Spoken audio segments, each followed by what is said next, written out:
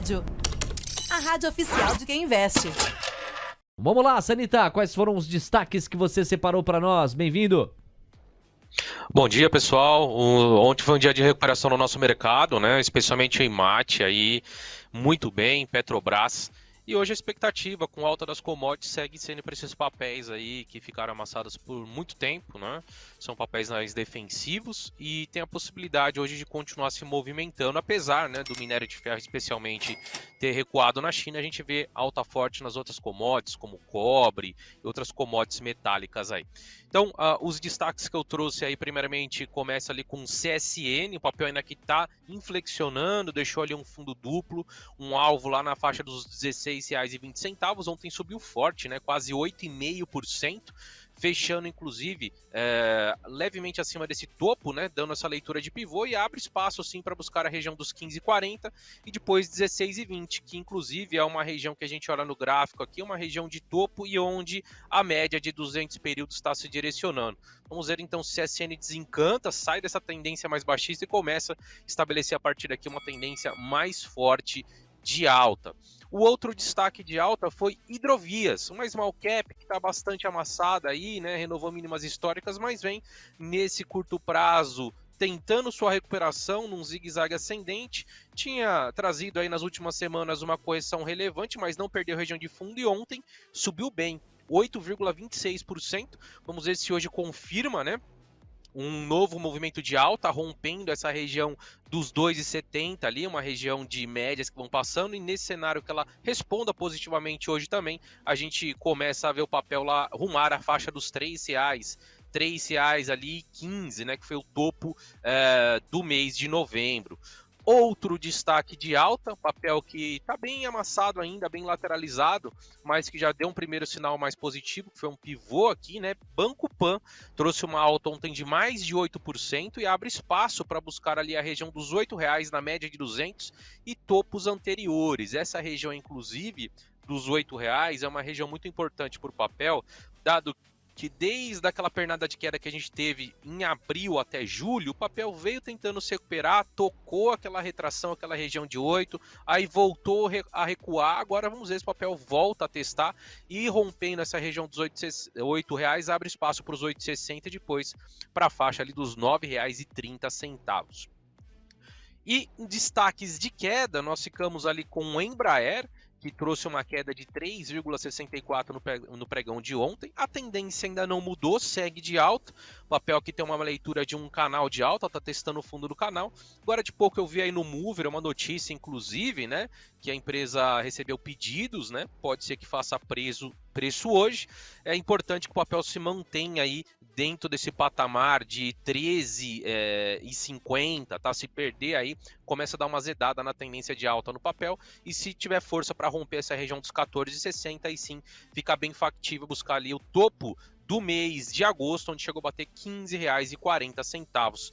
Azul, né? Olha só, Embraer e Azul, o setor aí de aviação, né? Embraer é diferente um pouquinho, produz, Azul é a companhia aérea, mas o setor foi destaque de baixa ontem. Azul caiu 3,19%, fechou ali nos R$12,12, já vem numa tendência muito baixista, né?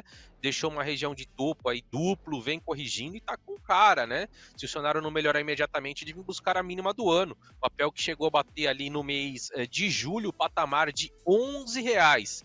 Fechou aí ontem nos R$12,12, tendência de forte queda no papel. É um setor que especialmente eu não gosto de aéreas, né? Margem muito apertada, custos aí relevantes. Mas tecnicamente só haveria compra se o papel voltar ali a quebrar essa linha de tendência de baixa e superar especialmente um patamar ali de R$14. Aí volta a trazer tecnicamente algum argumento para compra.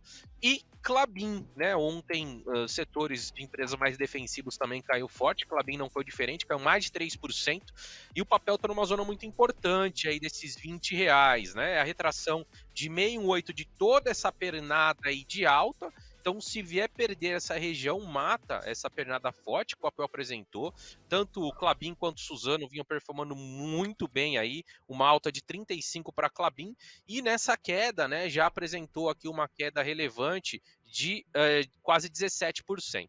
Perdendo essa região aí dos 20, começa a ficar pesado e o papel pode vir buscar ali faixa dos 19,30 e depois 18,30. Então muita atenção nesses papéis aí, um pouco mais defensivos, até por conta da queda do dólar, né, que foi apresentado nos últimos pregões, acabou trazendo um viés mais baixista para esses papéis.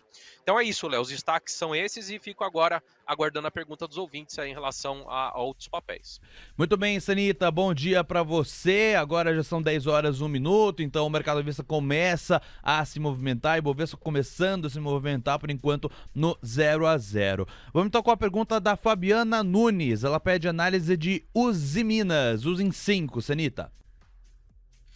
O Zin 5 está decepcionando, né? Do quarteto ali de ferro, é um papel que não sai do lugar, apesar de ter subido forte ontem, mais de 6%. A gente nota que o papel está 2 meses aí batendo cabeça entre 8 e 7 reais. Então, enquanto não romper o topo ali, a resistência nesses 8, 8 e 15, ou perder os 7 reais, nada a fazer. O papel segue completamente travado. E aí, apesar de ser difícil perder dinheiro, dado que o papel já caiu bastante, tem uma simetria para recuperação, a gente vê um momento legal por IMAT, é o custo de oportunidade, né? Se a pessoa aportou aqui no final de setembro, acreditando que o papel ia se recuperar, ela está 2 meses travada, não perdeu dinheiro, mas também esse capital ela não pôde usar para outros trades. Então isso que você tem que pesar para ver se realmente vale aportar em empresas que estão sem tendência. Eu não gosto, tem o custo da oportunidade aí, né? Imagina que você deixasse 2 meses, não vou fazer trade, mas eu deixar 2 meses o dinheiro parado no CDI, estaria rendendo, enquanto no papel sem tendência você ficou preso ali sem ganhar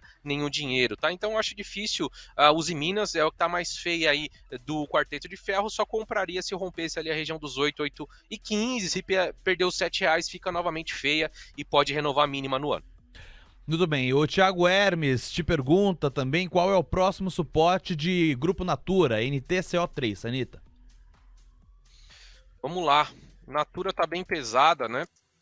Papel que sofre é muito forte, renovando mínimas no ano, mínimas e mínimas, então a gente vai ter que afastar o gráfico para muito tempo atrás aí para tentar achar uma região de suporte, uma região lá de julho de 2017, né? Deixa eu ajustar certinho aqui no ponto correto, a mínima desse movimento aqui foi R$10,73.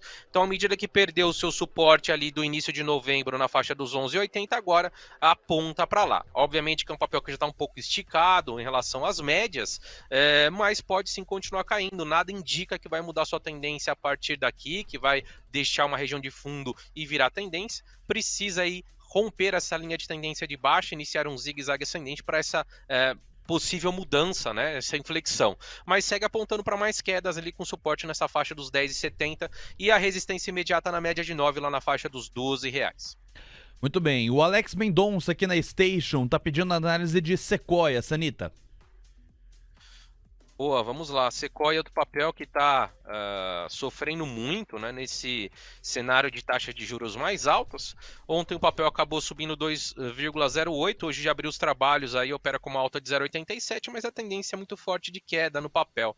O papel chegou recentemente a bater R$8, hoje se encontra R$3,47, muito forte a queda, segue renovando mínimas históricas, estava muito esticado, né? Deixou aí no início de novembro uma região de fundo lá nos R$2,99, então o papel chegou a atingir R$2,99, fez um respirinho recentemente, mas pode ser um respirinho só para voltar a cair, então não vejo compras em Sequoia até que ele efetivamente, né, quebre uma linha de tendência de baixa aqui conectando os topos mais recentes, faça um zigue-zague mais relevante, aí começa a abrir novamente espaço para buscar ali região dos 5 e depois uma região de fundo um pouco mais recente ali que vai servir como uma resistência agora na faixa dos 5,60. Situação bem difícil para o papel, acho difícil também com esse arrefecimento que a gente teve na taxa de juros, o papel vir perder imediatamente os 2,99, mas é um papel que segue sofrendo aí, então muita atenção nessa tendência baixista. Muito bem, só para apagar a informação, do Dolfut agora há pouco batia máxima intradiária, agora tem R$5,342, 0,66% de ganho. O Ibov continua se movimentando aos poucos, agora subindo 0,15%, máxima intradiária, 111.078 pontos. Ô Sanita, o André Brandão pediu análise de FESA 4, FESA 4. O que o gráfico diz pra gente? Bom, vamos lá, FESA vem aí numa tendência de alta, fazendo topos e fundos mais altos, né? Uma empresa que está muito bem, se a gente pegar no ano aí, só para a gente ter um parâmetro, a empresa vai subindo 23% no ano, segue numa tendência de alta, está bem tranquilo aí e segue num canal aí muito fácil de identificar, né? A gente tem aí topos e fundos mais altos, não está eufórico, não está esticado, nada disso, e tem espaço para buscar uma região de topo lá acima, né? Inclusive, deixa eu retraçar aqui, porque com os dividendos, essas regiões de suporte e resistência vão mudando, né? Então, com o gráfico ajustado aí, a próxima região de resistência pro papel 58 com 65, que inclusive é máxima histórica, tá? Então, a gente pega empresas de commodities aí que não tem um apelo tão grande no minério de ferro, algo desse gênero, estão numa tendência muito bonita, como Unipar, como a própria FESA, e ela segue aí trazendo perspectiva de altas. Mas, né, obviamente, que a gente sempre tem que ficar atento à mudança, à inflexão. Então, se voltar a mostrar fraqueza aí nos próximos pregões, nas próximas semanas, e perder o patamar de R$ 54 ali, pode sim trazer uma perspectiva de correção rumo ali a uma região de fundos testado em setembro e outubro, junto com a média de 200, próximo ali dos R$ 49. Muito bem, Sanita, 10 horas 6 minutos, o Ibovespa começa a se mexer com mais fôlego agora que parte dos papéis já fora de leilão passam a precificá-lo. Ibov em 111.020 pontos, alta de 0,1%. A moeda americana vai encorpando de vez o viés de alta, 0,61% de estresse, R$ 5,339, quase 5,34. A curva de juros está pedindo uma média de 6 pontos base e meio em toda a ponta.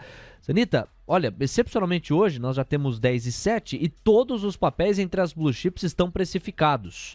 Já eu trago o giro completo, é só colocar aqui, sobem os papéis de Banco do Brasil, CSN, Petrobras e Vale, todos os outros no 0 a 0 ou caindo. Daqui a pouquinho o mergulho completo. Sanita, no chat do YouTube, o Samir Rosa pede a Unity de Sanepar, SAPR11.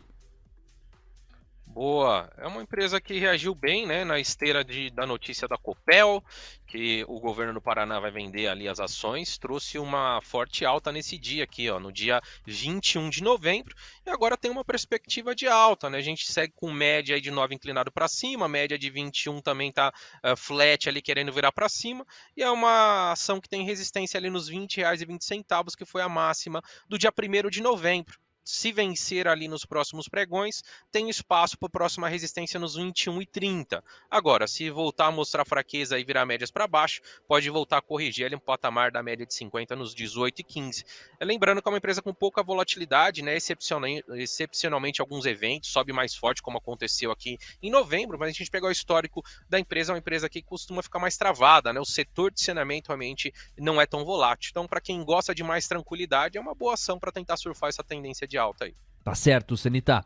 Bom, em relação a pedidos do varejo, tem gente de olho em Americanas. É o caso do Reginaldo Oliveira. O que você pode destacar de Amer 3? Muito fraco o papel, né? Tendência de queda clara. Havia caído aí na segunda-feira quase 10. Ontem estava caindo, se recuperou, fez uma alta de 3,54.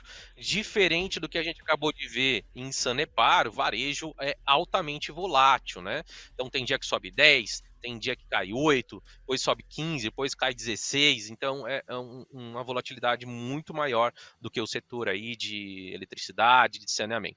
Tendência de baixa muito clara, tem suporte aí nos R$10, perdendo aí o próximo patamar de suporte nos 9, eu havia traçado um pivôzão de baixa aí que projeta alvo lá nos 8,80, tá indo para lá, mesmo com arrefecimento de taxa de juros aí no pregão de ontem, a gente segue com uma tendência de baixa no papel. O respiro de ontem não mudou muita coisa, então ficaria de fora até que a gente tenha efetivamente uma perspectiva de baixa da taxa Selic, né? Ou seja, alguma sinalização que possa aparecer aí no mês que vem do Banco Central, especialmente essas incertezas que a gente tem no setor econômico, né? Definição aí da economia, que acaba fazendo preço, né, na nossa bolsa como um todo e reflete ainda mais esses papéis com muita volatilidade e dependentes de uma taxa de juro mais baixa.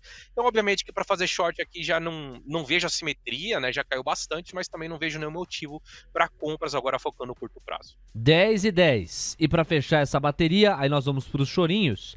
Do lado de cá, nós temos o Renan Stefano, aqui eu mando um abraço, ele está interessado nos bancos tradicionais. Vamos focar em Bradesco, BBDC4, seu destaque.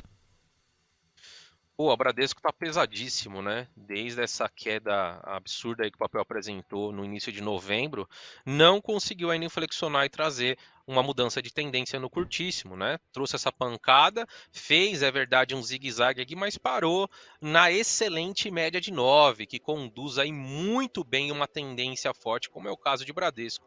Então, tendência segue de baixa, tem um suporte aí imediato na faixa dos 15,20, se perder, pode voltar a visitar ali a faixa dos 14,70 e só vejo argumentos para compra à medida que consiga quebrar a média de 9, virar lá para cima e inicia um zigue-zague ascendente. Nesse cenário vai ter espaço para testar a média de 21 períodos, que hoje se encontra nos 16,5, mas está caindo, então no decorrer do passar do tempo aí o preço vai baixando, né?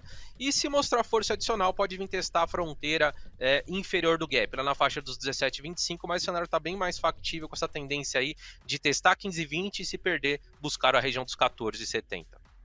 Perfeito, Sanita. Com isso, falamos então de Bradesco, BBDC4. Anteriormente, a gente chegou a abordar a Unity de Sanepar e também falamos de Americanas, a MER3.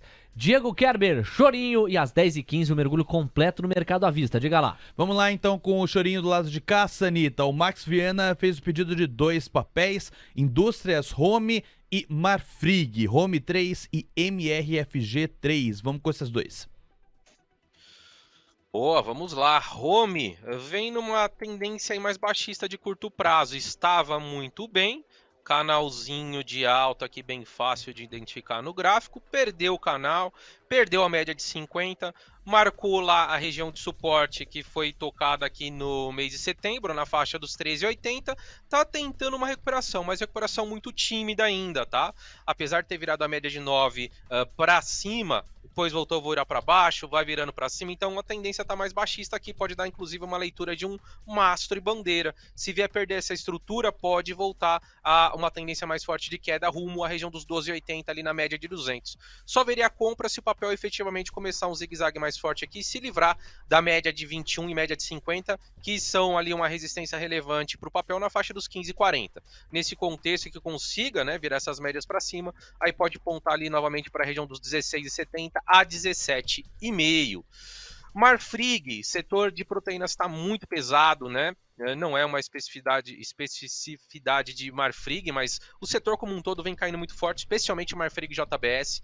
Marfrig renova a mínima no ano, né? Caiu forte aí na segunda-feira, quase 6%. Ontem estava subindo e fechou praticamente no 0 a 0.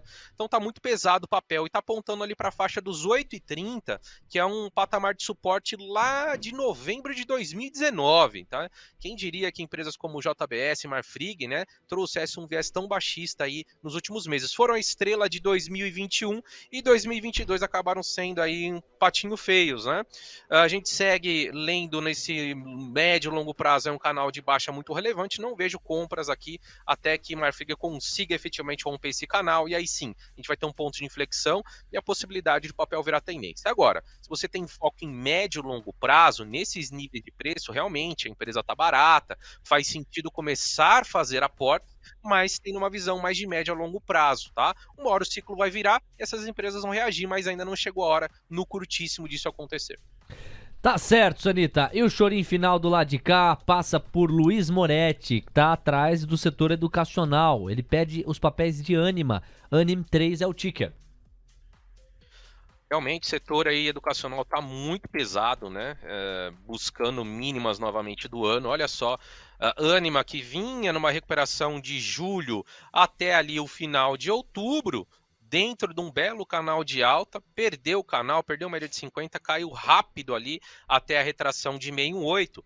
E é um divisor de águas, né? À medida que o papel perde o suporte da retração de 618, realmente mata a tendência de alta que vinha sendo apresentada. E foi isso que aconteceu. À medida que a Anima perdeu R$5, continuou caindo reto. Está testando aí uma região ali, última região, né? Último bastião ali de defesa na faixa dos 4,20. Se perder aí, vai apontar para a mínima do ano lá nos R$3,57. E são empresas realmente que estão pesadíssimas, né? Se a gente puxa o gráfico semanal aí, se Anima perder esse patamar de 3,50, começa a mirar para a mínima histórica lá nos 2,80.